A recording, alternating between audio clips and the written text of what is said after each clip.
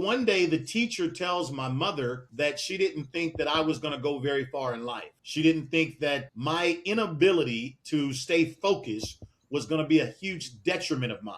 My mother got very offended by that. She went up to the school principal. She didn't like that. And next thing you know, she took me out of that school. And she immediately enrolled us into a Catholic school. And my mother goes home to my father and she says, listen, I'm taking the two kids out of public school and I've enrolled them into Catholic school. And my father said, you did what? What do you mean enrolled? You mean free enrollment? Like the public school? She said, oh, no. She said, it's $750 per kid just on the tuition. My dad said, woman, have you lost your mind? That's $1,500 for education.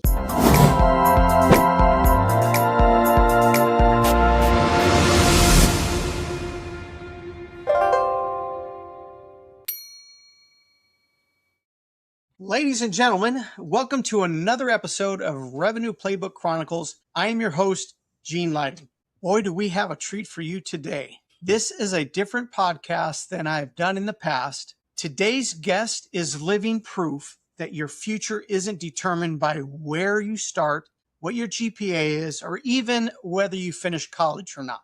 He grew up with humble beginnings in Oakland, California, raised in a family that instilled strong biblical principles, hard work, integrity, and faith long before he ever understood what wealth really meant. He wasn't the 4.0 student. In fact, he actually dropped out of college. But what he did master was something many people never do. He became incredibly coachable. He discovered that wisdom can be borrowed, that mentors can compress decades of experience into years, and that applying great instruction immediately is one of the fastest ways to change your life. That mindset led him to become a self-made millionaire at just 23 years old.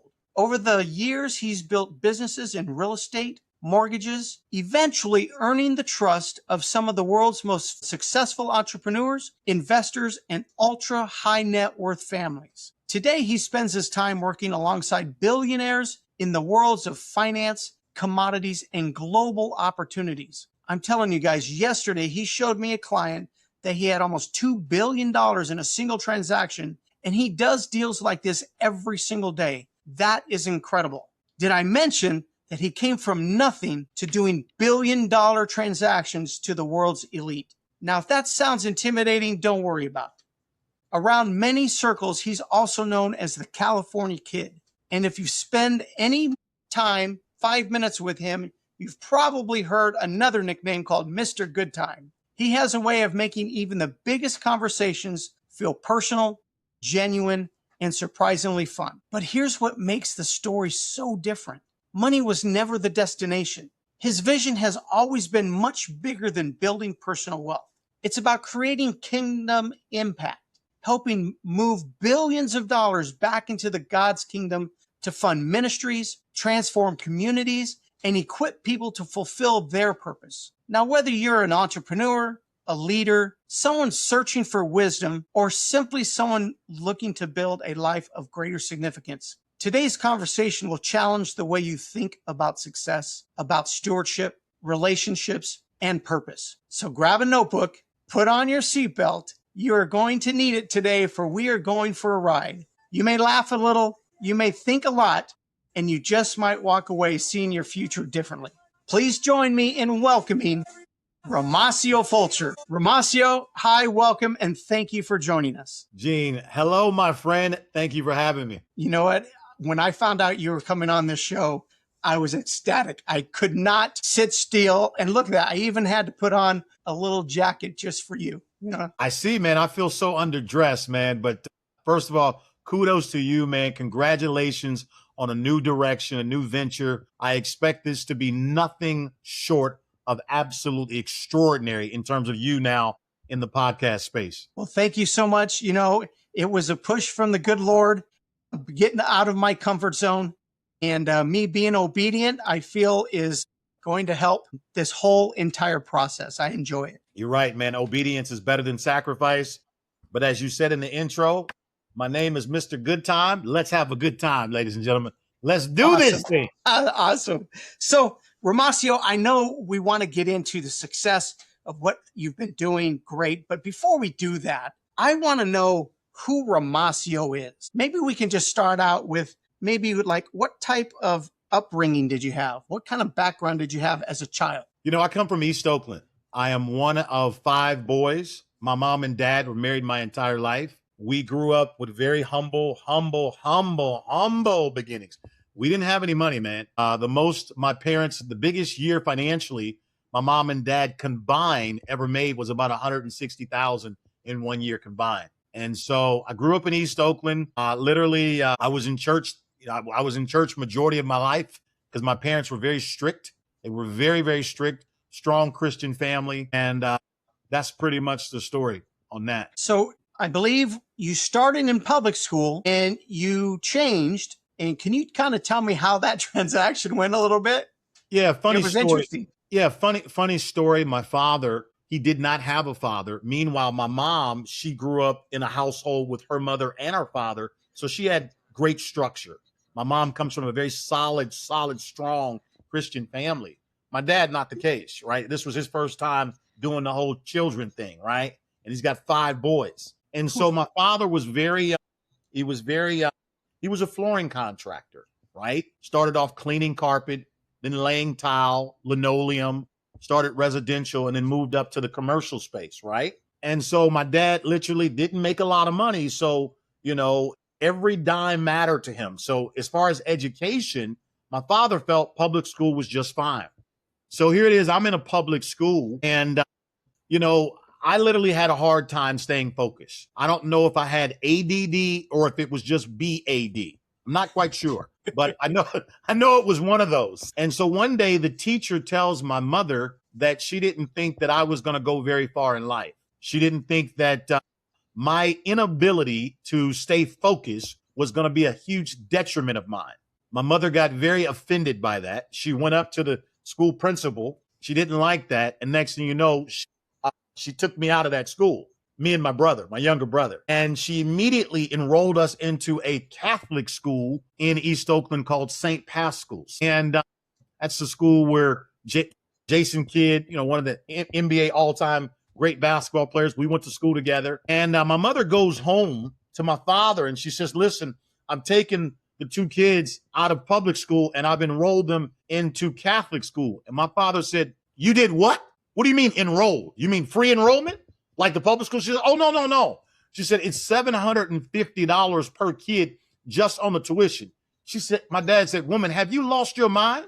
It's $1,500 for education, sorry, not edification. And so anyway, my dad was very upset by that. He was not on board, but my mother was very, very serious about education. She was very serious about that. And she was even more serious about discipline and structure, in particularly when you're raising boys, and not to mention minority boys that are growing up in an inner city, right? So many negative influences there. So having that structure and discipline and this was a Catholic school back then where you guys probably may not remember this. I'm 48. So back when I was in Catholic school as a little boy, if you got in trouble, they would pop your hand. Absolutely. This wasn't a father, second chances. This was father, give me that hand. You know what I mean?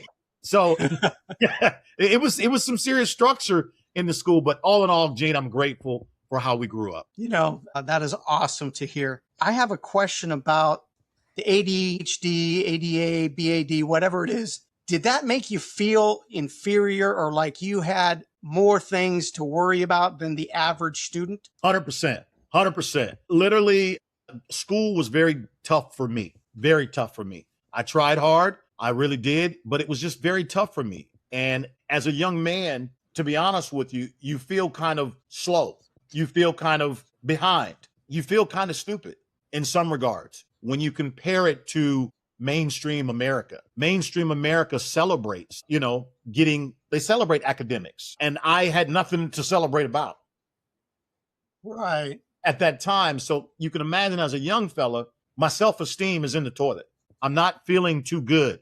There was only one thing that I can remember that came relatively easy for me, and that was understanding biblical principles. Again, we went to Catholic school, but I'm a Christian man. So we went to Catholic school for discipline and structure. Of course, I had to attend Mass at Catholic school, right? But I'm not Catholic. I'm Christian. So on Sundays, I'm going into a Pentecostal church, and there's tamarines, there's drums, there's loudness, and the preacher is speaking, hello, it's all of it, you know what I mean? Whereas when I'm in the Catholic school, it's all silence. So it's quite the dynamic there, right? So the point I'm making to you is, yes, I did feel very, very slow because academics didn't come quick and easy to me at all. So in your childhood, you had those issues, but you came from a very structured home. And I think the one thing you told me about that kind of stuck with me was the one thing that you did understand and you did learn is how to take direction, because if you didn't, there were consequences. Can you elaborate on that a little bit? Sure. As I said earlier, my father was a military man. He didn't have a father, but my father, he was a military man. And my mother, she, like I said, a strong Christian and really believes in discipline and structure, really believes in that. I mean, by any means, necessary. And my mother's philosophy was that there were so many negative influences. Every single night we heard gunshots, every single night, Gene. Every night. It wasn't a normal night if you're not hearing gunshots. Every night. That's a normal night, right? And so my mother was very, very strong on a principle of, I'm not going to let my children become a product of their environment. Financially, that's all she had, her and my father. And that's where we had to live at the time. But she refused to let us become a product of that environment. So in so doing, they controlled our environment 24/7, Gene. So we went to school, okay? We did sports and we did church. That's it. Is your audience listening? What did I say? I said school, sports, and church. So what I'm saying to you here, they were so structured and so much discipline, man. I couldn't talk to young ladies until I was 17, 18 years old. So can you imagine this handsome man with all that pent up energy? You know what I mean? You know what I mean? I love it. Love it. So in other words, it was just so much structure. And, but my father, there was one thing that I was very confident in. Whenever my dad would give me a set of instructions to do anything, like go cut the grass or bring me a glass of water, it didn't matter what it was, Gene. A man asked for a glass of water. So I would bring him some water and I would maybe add some ice cubes. And I'm painting a very elementary example here, but follow me. My father would say to me, son, I didn't tell you I wanted ice cubes in the water. I said, bring me water. I would say, Dad, well, I thought you might have wanted some ice. And he would say, son, I didn't tell you to do that. Do exactly what I tell you to do. No more, no less. And I said, Dad, I thought X, Y, and Z. And my father would say, son, I didn't tell you to think. I told you to follow an order. And that's how I was raised. It was very intense. And so as a result, I'm not doing great in school. My father's telling me, don't think, just do as I say. So as a result, the only thing I thought I was good at was following instructions. Because if I didn't follow the instructions, I got spankings. I got in trouble. So as a result, as a young man, the one attribute that I didn't think was an attribute back then that I had was following directions. So you mentioned that you did sports. Did you excel in sports? I love sports, and I'm a team player. Can I say, did I excel? I think I excelled. Was I the star athlete or anything like? No, I was not. But the one thing I loved about growing up in East Oakland with a strong Christian-based family is, I'm not a punk. So whatever the sport is that I'm playing, I'm going to compete. You're going to feel my presence. You're not going to walk over me. I don't care who you are. It's not going to happen. So, and that's part of that inner city, got a chip on your shoulder, grind, you know what I'm saying? And so I'm grateful for that as well. So I already know the answer, what you are today, but as a young child, would you consider yourself you are the introvert or the extrovert? It's a very interesting story. Most people don't believe me when I tell them the story. When I was a little boy, I was so bottled up. I was an introvert. And I was nothing like what you're experiencing of me now. And most people they find it very hard to believe that. And I was an introvert. I was very bottled up. I was very upset. Like I just told you, I felt slow. I felt behind. I just felt like I was just weird in the sense of, I was different. School was hard for me. I only knew how to follow directions. I understood the Bible at a very young age. And I mean, who cares about the Bible? I'm thinking, nobody cares about no Bible. I want them to, and I wasn't the star athlete. I thought my name was going to be Michael. I thought I was supposed to be 6'6" with a bald head, last name Jordan. Didn't happen. None of that happened.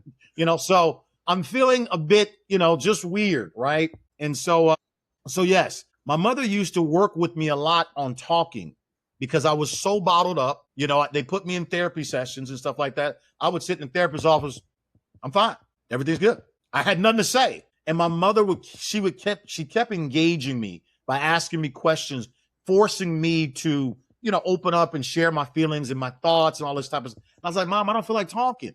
But she kept pestering me to talk. And I guess I didn't know that silently she was praying that I would not harbor all of these feelings that I'm seeing that are going on in our family dynamic. My dad was very aggressive. He never hit my mom or anything like that. But he was a very, very intense man. And I love my dad to this day. I love him dearly. But as a result, I went from being an introvert. And next thing you know, I started expressing my feelings more and more and more. And I became more extrovert. So at present, I am an extrovert.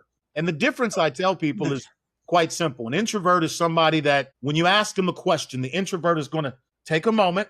They're going to process the question. They're going to think about the answer. And they're going to, when they know that they're 99.99% sure they got the answer, the introvert raises their hand. I know. I'm ready. And they call on, let's say they call on Gene, and Gene answers it and he gets it right. Now, let me tell you what the extrovert does. The teacher asked the question. I got it. You know what I mean? So the teacher says, no, Romacio, that's incorrect. Hot doggy. Dang it. All right.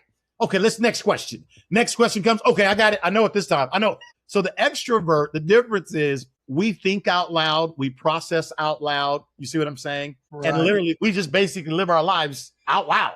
It's just different.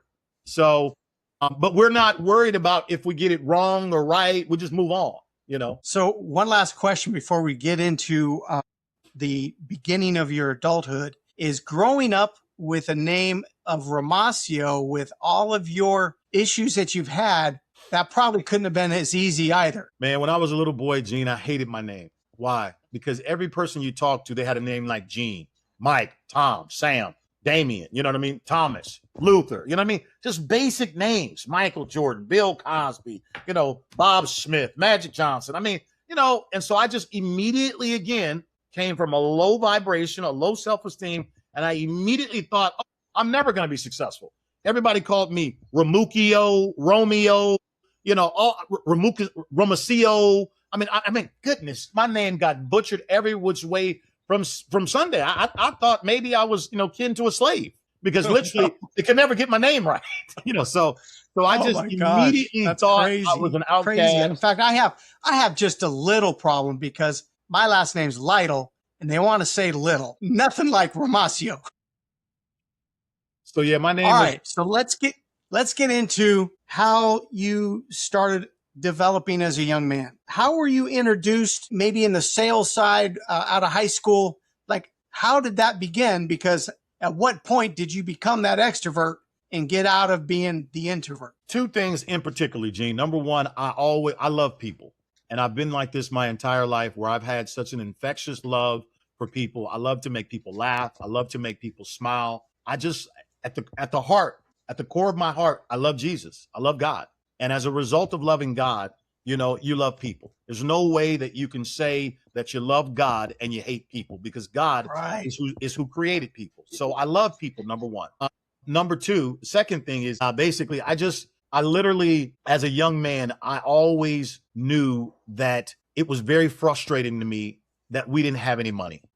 Everywhere we went, we just didn't have enough money. And money is something that is so restrictive. It chokes you. It really, really, it dictates what type of friends you're going to have. It dictates where you travel. Having no money dictates what foods you eat. It dictates what type of gym membership you'll go to or not. It dictates, the car you drive. It dictates how you see the world. It really restricts and chokes you not having money. And here I am.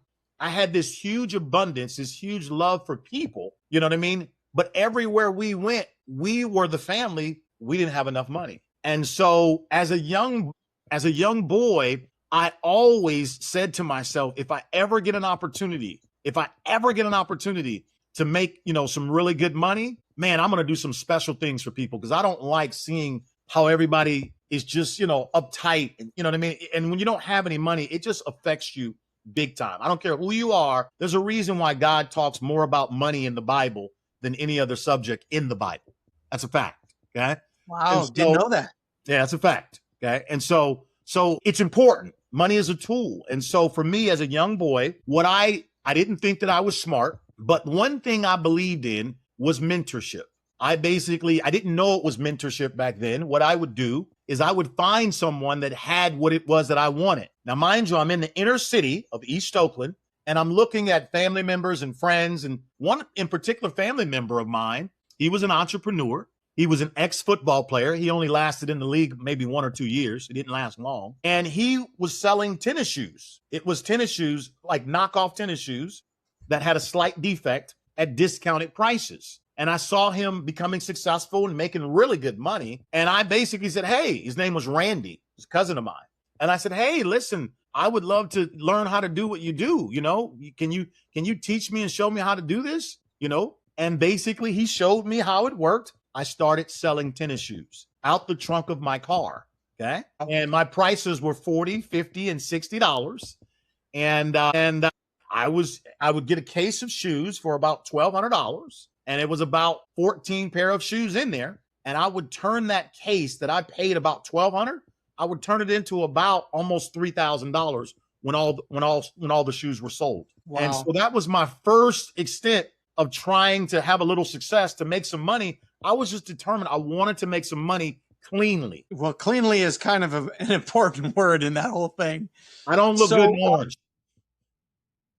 So you, if I remember correctly, then you made a step to knives. Is that the next one? Yeah. So I started, my attitude was this, Gene. I felt like anything someone else could do, if you would just show me how to do it, I could do it too. And that's a biblical principle. I believe that I can do all things, through Christ that strengthens me. And so if you're doing a podcast and you're having success, if that's something I desire to do, I would just allow you to teach me, show me the ropes, and before you know it, I'm doing it. So that was my mentality, even as a young fella, that if someone else is succeeding in an area, just go find them, let them mentor me, and next thing you know, I'll be successful. So that said, I started with selling tennis shoes, and next thing you know, I was in college at Sac State University. It didn't last long, but anyway, I saw a little sign where you could sell knives, and it was called Cutco knives. I'm sure many of you guys are familiar with Cutco. Okay, I was the guy that probably sold it to you. Anyway, and so they showed me how it worked and how to make the sale. And next thing you know, I became very successful at doing that. How long did you sell the knives? Like, what kind of span went from shoes to the end of selling knives? So my trajectory went as followed. I started selling shoes. Okay. And I must have did that for about 2 years. Then I started selling Cutco knives for probably the better part of about 2 years. And I became, I worked my way up and was top guy in the Western states and all this good stuff. And it was cool. It was a great experience, and then from there, next thing you know, I'm now dropping out of college. So I'm a second year at Sac State University. I'm not doing well at school at all. I can't stay focused. The girls have got me going and coming, man. I'm looking at all these multicultural women and different nationalities, and everybody loves chocolate. You know what I'm saying? So I'm literally just lost in the sauce, Gene, because remember I told you we couldn't talk to young ladies until I was 17, 18 years old. I'm in college. I've got my own apartment. I'm just going crazy. And next thing you know, I'm getting kicked out of college. And so I said, this is getting tense. So I came home and I told my parents that I was going to drop out of college. And I did. And my mother cried. My father said, okay, son, if you're going to drop out, we're never giving you any money again. I said, okay. I said, Mom, Dad, I promise you I'm going to make you proud. I don't know what I'm going to be, but I promise you whatever I decide to be, even if it's a garbage man, I promise you, Mom, Dad, I will become the best. I will make this family proud of our last name. And that was my solemn promise to my parents many, many, many, many decades ago. And so from there, and this is when the story gets really good. I'm in Sacramento. I'm at a burrito shop. and there's this white gentleman walk in. He had a little gold tee, just like you, and he had this nice blue suit. I mean, this brother was sharp. This brother was cleaner than the Board of Health. Okay, him. This guy was clean. He shined shoes, the whole nine. Slick back hair, nice glasses. He was clean. He was a white guy, and all I said to him, I said, "Hey man, you look sharp. What do you do?" And this is where, to all of your listeners that are paying attention to this podcast, the most important thing you could ever do, regardless of your race, regardless of your spiritual beliefs, is ask people that you do not know that look and sound successful, what do you do? And that's what I asked him. And at that time, that gentleman, his name was Britt Peterson. Okay. And he told me that he owned his own mortgage and real estate business. At the time, I didn't know what a mortgage was. The only thing I understood about what he said was real estate. And so I got his business card. Then I followed up with him a couple weeks later, asked him if I could take him to a cheap lunch. I said, we got to keep this thing cheap now, brother. I ain't got much money, And we went to lunch, and I just began to ask him more questions. And the most important question that I can give to all of your listeners that are paying attention is, I said, listen, you sound successful. You look successful. You sound like you know what you're talking about. What would I have to do to make it worth your while for you to teach me what it is that you know? And that single question kind of took him by surprise, because I wasn't asking him to give me something for free, that's one of the mistakes that a lot of people that are not succeeding right now that they make. They go up to successful people and they say, hey man, will you teach me? And they expect the teacher to teach the student for free. And I didn't make that mistake. So listen to the question again. I said, what can I do? See, that question shifts the game. It shows you I'm not lazy. I'm willing to work for your wisdom. I'm willing to exchange my sweat equity for what's in your head. Does that make sense? And so I said, what can I do to make it worth your while for you to teach me what you know? And he told me back then, well, if you can go out and find people, Romacio, that want to buy a home or refinance a home. What's a refinance? I didn't know, okay, at the time. And I said, okay, sure. And so that's what I did. I've hooked up the little ebony and ivory connection. I'm black, he's white, and here we go, right? And my job was to go and find people that wanted to buy a home or refinance. And so where would I go? It's probably your next question, right? Exactly, because I'm thinking in Sacramento, you've got a wide verse of people that can maybe afford to buy a home and some that might not be able to afford to buy a home. So how did you attack that? Back then, the average house was going for about $89,000, $90,000 back then, right? Maybe about $100,000. And so what I would do, I had no experience, no degrees, no license, nothing like that. What I would do is I literally would go to all of the late night joints where people, would be there. Like, for example, I would go to the bars. You go to your hotels, there's always a few people at the bar. I would go to the car wash. If I got you at a car wash, oh boy, I got you. Because now you're waiting on your car. You got to talk to me, right? Okay, we got to talk, okay? So literally, I would go there. I would go to any late night place where there was people. And I would just spark up conversations. And I would always start with a sincere compliment. Hey, I like your glasses, man. Are you from around here? And I didn't know what I was doing. I just had sheer desire, and I was going to be successful. That's all I knew. So I wasn't so concentrated on if I was doing it right. See, the one advantage that I had, I didn't come from getting good grades. I didn't come from academia. So I didn't have no resume to tout. All I had was desire that I wanted to be successful. I'm with this guy who is successful. He's giving me an opportunity, and all I know how to do is follow directions. And his direction to me was go out there and find people. He didn't tell me how many people I would have to talk to before I would find somebody interested. He didn't tell me that at the time it was prime timing in the market for a guy like me to kind of hit the streets and whatever I did to come up with, people that wanted to buy and refinance. Next thing you know, Gene, on a daily basis, I'm hitting Mr. Peterson. I'm giving that brother 7, 8 business cards every single day. I got this person that wants to buy. This person's waiting on your call, sir. This person wants to refinance. I'm just dropping them on his desk every day. And Mr. Peterson, Brent, he was calling these leads and he was closing them. Oh boy, it's starting to get good now. So basically, I'm roping them and he's branding them, right? We got this little ebony and ivory thing going on, right? And it was working, and he was starting to close them. And I'm like, wow, this is good. And I'm getting a piece of the action. He's giving me a little referral fee.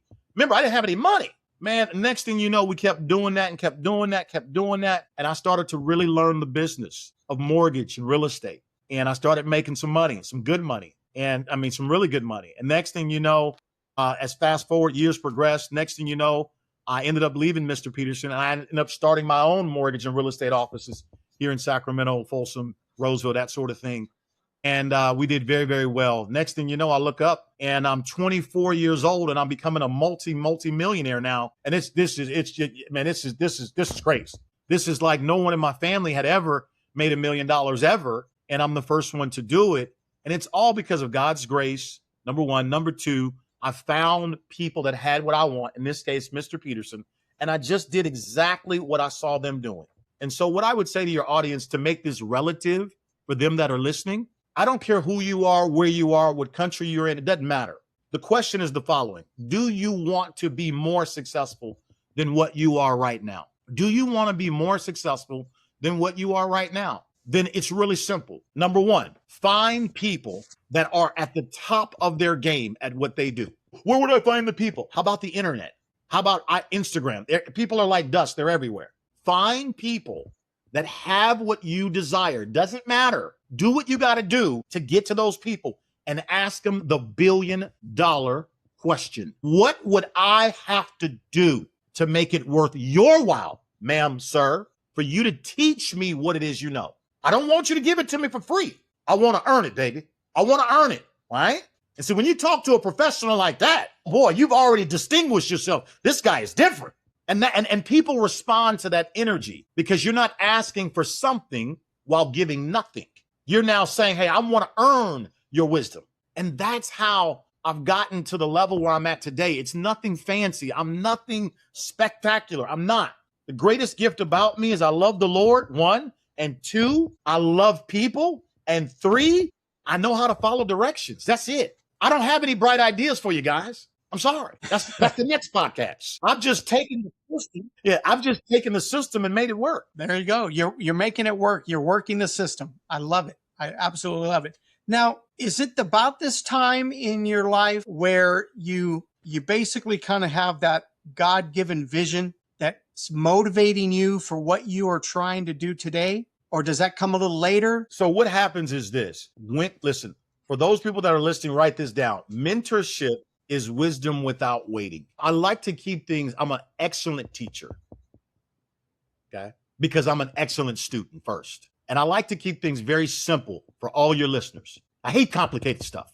Make it simple. Make it so a two-year-old can understand, okay? So mentorship is wisdom without waiting. Wherever you are in your life today, obviously you have ambitions that you want to go further. The number one question is HOW. How am I going to do it? That is the missing link to everybody's puzzle. How can I do it? How will I do it? I don't know how. I don't know how. I don't know how. We all say that, right? Here's the answer. The Bible says there's nothing new under the sun. Nothing. So in other words, there's somebody that has already done or accomplished what you're trying to do. So there's a blueprint out there. So all you have to do is find the people. See, that's why God loves people so much. People are the most precious asset on planet Earth. Not the diamonds, it's the people. The people, right? The people. Okay. Okay. So you got to learn to like the people, right? So what happens is you find the person, okay? And anytime God is going to do anything miraculous in your life, he always sends a person into your life. Oftentimes, the person doesn't look like you. They don't sound like you. They don't even have the same belief system that you may have. Doesn't matter. Okay? But here's the deal. Find the person. And when you find the person, hit them with the $1 billion question. What can I do to make it worth your while, to teach me what you know? Now, when you do that, let me share with you what happens. The law of proximity is now working in your favor. See, before you had no seat at the table, you were not around the campfire, the person who knew the information. But now that you've now sought out a coach or a mentor, now you're close to them now. Proximity. Proximity is power. Now, what happens now that you're in proximity, if you're doing your job right, they're going to reveal to you a much larger vision of life and where they're going, stuff that you don't know. You didn't even know was possible. But had you not been connected to that environment, you still wouldn't know today. So when you ask me this question, when did this vision and purpose thing happen in my life? As a result of me being around mentors that mentored me for a season of my life, that's when I learned I always have to have a purpose and a vision for me and what it is I'm trying to do. And that's when I became a very principled man, a very purpose-driven man. So even me being on this podcast, you and I are friends, but I'm here on purpose, not by accident. Okay. Everything is about purpose. And so you got to understand, God makes no mistakes. When he created us, he created you with a purpose and he created you for a purpose. And so when people learn to align with their purpose, what I teach people all the time is when you learn to chase purpose, you won't have to chase paper. Does that make sense? Wow. Yes. So do we want to get into what you're doing now? Sure. Is it time?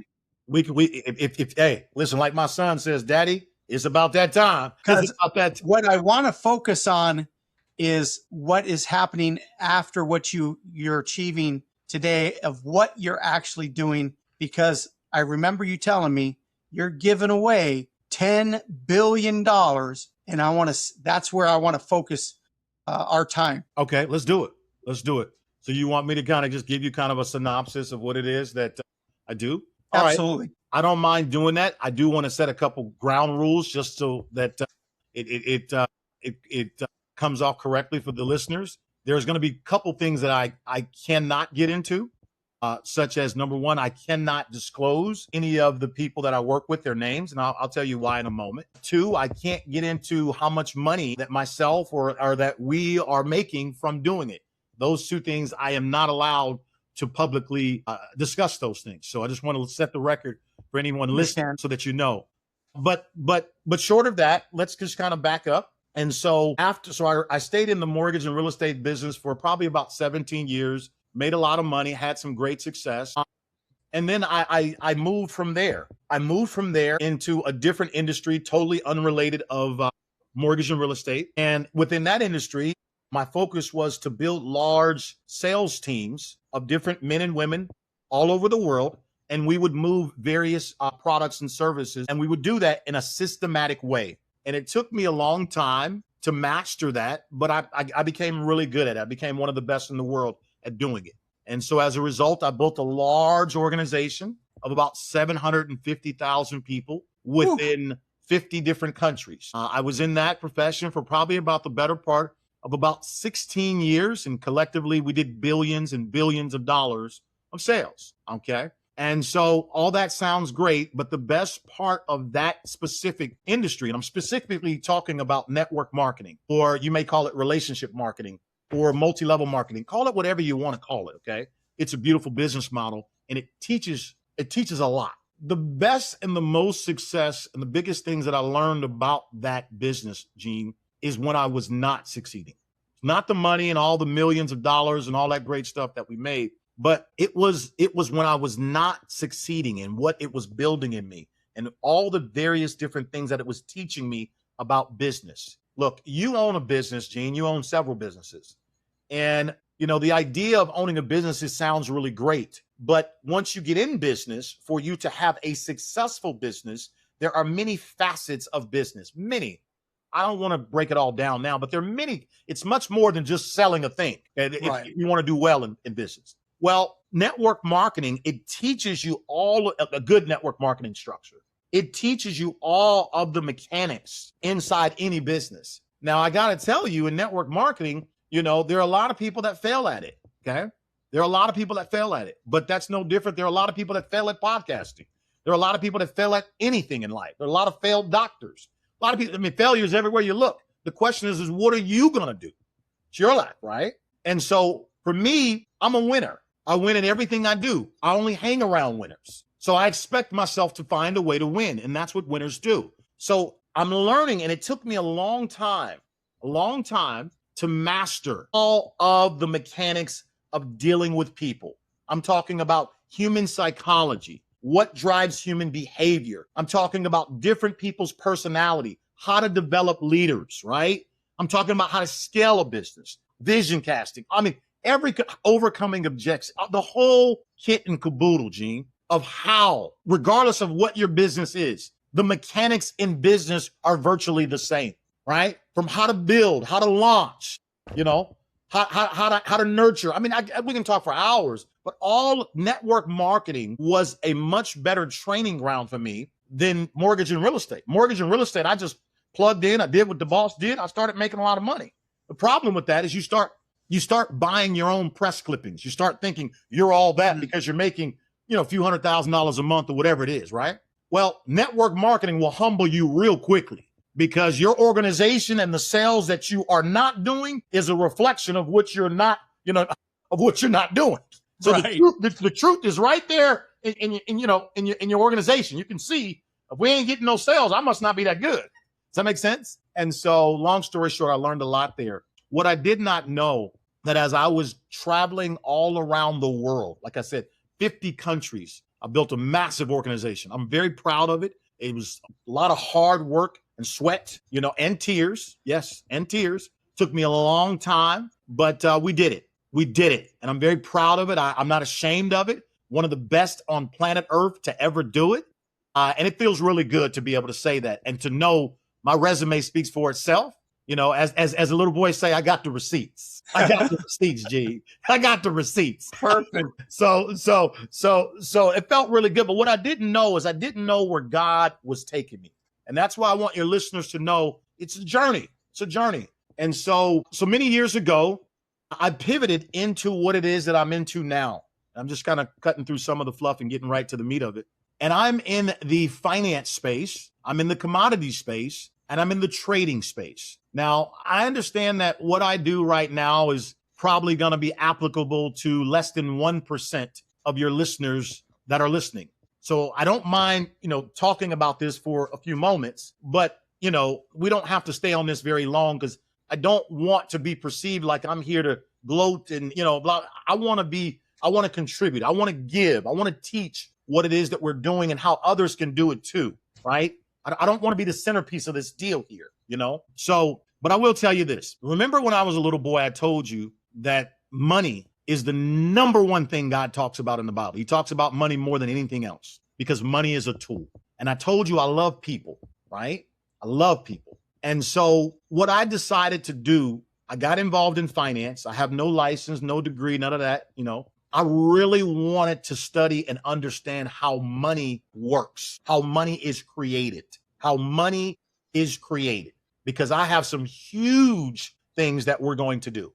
They're gigantic. And so long story short, I'm in finance, I'm in commodities, and I'm in trade. So right now, I and my partner, we own a company. We own our own trading platform is what we do. And we have 43 clients. And today we manage about $1.1 billion right now of liquid cash that we trade on a daily basis. Now, your listeners may be saying, well, what does he trade? Literally, it's very simple. I'm a licensed trader who's my partner, and we trade equities. That's what we trade, stocks. We trade equities. All the companies that we trade have a minimum of $1 billion or more that we trade. And we do quite well. Like I said, we have 43 clients for a total of 1.1 billion. And we average about 15% a month gross. That's what we average in terms of our returns. This is not something that is, we don't solicit this. We don't. This is private. It's invitation only. And, there is a minimum. And so this is for the high net worth or ultra wealthy type of people. That's what we do. So that is one thing that we do. And then secondly, another hat that I wear, I am one of the compliance officers of a licensed tier 1 trade desk. And this particular trade desk has been around for 30 years. Many of your listeners are probably wondering, well, what do you trade? In this instance that I'm explaining to you, we trade securities. We trade banking instruments. Okay. And I don't want to start rattling off names that, like I said, less than 1% of 1% of 1% of your listeners are going to know these names. But just know that there's banking instruments known as paper that we trade. Think of it this way. There's two types of trade. You have physical commodities like an oil or a diamond, right? Or maybe a tomato, right? physical commodities that are traded, okay, every single day. And then you have paper trades, which are banking instruments that literally you can make tons and tons. You can make just incredible money. Let's just put it that way. There's a reason why in our world today, trading is what produces the greatest wealth in the entire world. And so when I say licensed tier 1 trade desk, been around for 30 years, I work directly with some extremely, insanely wealthy people. And let's just put it like that. Their wealth is in the hundreds of billions. And we talk on a daily basis. And obviously we're doing deals together. And let's just leave it at that. And it's really exciting. And I'll let you ask me questions about that before we move on to what I'm most excited about. No, I've been waiting to get to the goal of giving away $10 billion back to God's kingdom. That is what I feel like is what we need to focus on. So tell me about that. Tell me, how did that goal come about, and maybe what it is that you want to do. So I'll give you, so this is how this all started for me. And I'll kind of show you something here. So, all right. So remember, to all the listeners that are watching this, I told you, when you hang around wealthy people, your vision about yourself, about your life, about how you're going to accomplish your goals and dreams, you get stretched. When you hang around wealthy, insanely wealthy people, you get stretched. Your perspective grows. Things you didn't know even existed all of a sudden become revealed. Okay. So here's how this happened. Remember, I told you I came from East Oakland. We never even said the word billion. Okay. It doesn't even come out of my mouth. Right. Back then, I couldn't think that high. Okay. But based on the principle that I shared with all of you, I'm always hanging around very, very successful people. And what's the $1 billion question I always ask them? What can I do to make it worth your while, ma'am, sir, for you to teach me what it is you know? That single question has taken me all the way up to where it is that I'm at today. And I'm very grateful and I'm very honored to share that with every single listener. I don't care about your ethnicity. I don't care about your race. I don't care about your spiritual beliefs in that regard. Take this. This is the playbook. This is the chronicle that Gene promotes here. I'm giving you the play, guys. I served my way all the way to the top. All right. Now, saying that, 6 years ago, literally, I'm connecting a very wealthy lady who buys commodities with an actual seller. I'm the guy in the middle connecting the buyer and the seller. I connected them together and I went on about my business. Next thing you know, that transaction was successful. So then I called the buyer and I said, and I'm paraphrasing, I said, so is this what you do? You just buy these little things? And I'm purposely not talking about what the transaction was. I'm purposely not disclosing that. Okay. I said, is this what you do? You just buy these little things in bulk and that's how you make your money? And she says to me, no, Romacio, no. She says, I'm in the commodities business. We buy and sell commodities. Gene, it was 6 years ago. I'm 48 years old. 6 years ago, I said to her, what is a commodity? Now, I know some of y'all laughing at me. I told you I come from the school of 2.0. I told you that. So if a 2.0 guy can be doing $1 billion deals, there's hope for you. Okay. Right? So I said, what's a commodity? And here's what I did. I grabbed a pen and a piece of paper and I began to write down what it was that, she did. She said, Romacio, I'm going to send you a bank statement right now to your email. I want you to look at it. In my hand, this is that bank statement right here. I framed it. She doesn't know I framed this thing. I keep it tucked away in my office because I'm trying to show you guys where it all started. This is her bank statement in my hand. Okay. This bank statement has $1.2 billion in her account. Now, mind you, I'm in East Oakland. I'm from East Oakland. I'm sitting here. I'm not licensed. I'm a college dropout, 2.0 student, right? And I'm holding a bank statement of $1.2 billion in my hand. This is 6 years ago. And all I did was connect these people together, not knowing that she was this wealthy. I had no idea. And I said, ma'am, can you please tell me, because I can see you have the money. So tell me, what are you looking to buy? And I literally wrote it down on the piece of paper, all the stuff that she likes to buy. And I said, ma'am, if you don't mind, I'll be right back. because, you know, you need a buyer and you need a seller to make a transaction. I've got the buyer. So I just got to go get the other half, right? And so that started my quest into this space. From this, I immediately went on a 7-day fast because at this point in time, I did not know what I was doing. I wasn't operating on purpose and I had no vision at this time for this particular business that I'm involved in now. Okay. So I went on a 7-day fast and I said, God, I need you to give me a vision. I need you to give me a purpose of why I'm here. I don't understand what I'm doing. All I did is connect this lady to the seller. And next, you know, I got $1 billion bank statement. And I don't know if I should just tear this up or keep it. I don't know what this means, but what I do know, God, you don't make no mistakes. Now, some of you might think, oh, he's too spiritual. Listen, you can think whatever you want to think. One thing you're going to learn about me, I can't control your thoughts. So I'm not even worried about what you're thinking. I'm here to reveal to you results. Okay. So I can care less what people thinking. I know that everything happens spiritually first, then it manifests itself in the physical realm second. Everything happens spiritual. Most people think we're human beings. No, we're spiritual beings having a human experience, not the other way around. Okay. So I said, God, I need a purpose. I need a vision. So I went on a fast for 7 days and I did my little routine. You know, I live on a golf course. And long story short, on day 6, I remember God coming to me in my ear, telling me, Romacio, I'm using you to channel billions of dollars back into God's kingdom.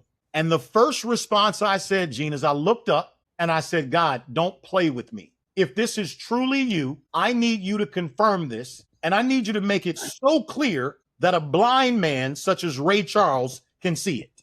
That's what I said to God. Gene, I kid you not, within 8 days thereafter, I went from one client and their $1 billion bank statement to over 12 different clients with billions upon billions upon billions in their personal accounts. Again, I'm not at liberty to disclose. I can't mention names. That's all I can say. And I said, okay, God, this is clearly you. You've confirmed it all right. And I can see it clear as day, even if I was blind. And I said, Lord, I'll do it. I'll do it. At the time, Gene, I did not know what I was saying I'll do it to. I just said yes to the Lord. I surrendered and I obeyed. He had given me a vision that he wanted me to go and deposit billions and billions of dollars into his kingdom. Now, what did I say earlier in this podcast?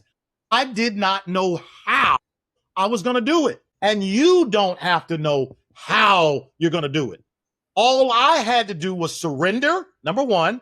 Number two, be obedient and let God guide me. Let him guide me. See, when God gives you a vision, simultaneously, he gives you provision. And so what happened, literally, he had confirmed it. I now got 12 different clients at that time. This is 6 years ago. Billions upon billions of dollars. And I'm like, but I'm from East Oakland. And God is saying to me, Romacio, that's where you came from. That's not where you're going. God is trying to say, listen, I've put something in your heart that's far bigger than what you've ever thought of. And all of a sudden, it clicked for me because of my love for people, because I'm very generous. I love to give. I love to serve. This is why God. And remember, I told you when I was a little boy, I hated the fact that there was never enough. Everybody arguing, fighting, stepping over each other, mistreating each other over money. And I'm like, guys, I had this abundance mindset that there's enough for us all. Can't we just get along? And I've always thought that and still think that's to this day. That's why I'm not jealous nor envious. And so fast forward, long story short, God gave me a vision. And from that vision, it was a mandate. I am to put billions of dollars into the kingdom. And so literally, we literally over $10 billion is what we are putting back into God's kingdom throughout the next 6 years. There is a documented plan that is in full effect, and baby, we are moving. Okay. But let me be clear, please. This is not the time for a listener to say, let me reach out to this guy and start asking for money, because the answer will be emphatically no. There are specific rules that I am required to follow that have to do with stewardship. It's about stewardship. And so it's not just about, giving money away. We are also going to be teaching people kingdom principles. We're going to be teaching principles on how to generate money, how to steward money, how to make sure you have your structures right. All these things that have to do, how to make sure that, you're scaling correctly. I don't want to, get into it now. Let's just say we have a curriculum that we are designing to be able to fulfill this vision. And we are so passionate about it because now we're talking about giving away over $10 billion. I'm talking about real cash. I ain't talking about no equity. I'm talking about cash. Okay. And I'm really excited about it. Obviously, it's just overwhelming to see what is happening. But I'm grateful. And as I said, if God can do it for a little boy from East Oakland, imagine what he can do from you. So well said, Romacio.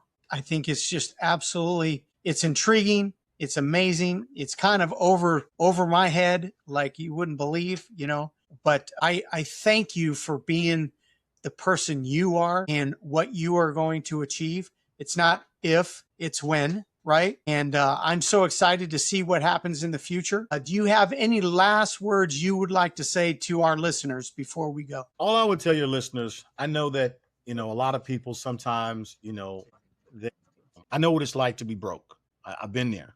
I've been there a couple of times. And I also know what it's like to be stagnant, where you get to a level and you feel like, is this it? Okay. I know what it's like to have fear. I know what it's like to feel like, you're left out. I know what it's like to be unsure. I know what it's like to have doubt. All of those feelings are real feelings, by the way. But you know what I didn't know? I didn't know that God is not about religion. God is all about relationship. I didn't know until years and years and years ago that I'm already forgiven as long as I believe in Christ. And I didn't know that God wants me to live an abundant life. When those of us that don't come from money, sometimes we think all these bad things about money because, it's kind of instilled in you, that money is the root of all evil, money doesn't grow on trees. Well, all this little, cliches, you know what I mean? All this stuff. And I didn't know that God he mandates, he wants us to be abundant and have good success, both in health and wealth. It's not just a black man's game or a white man's game or a woman's game or a man game.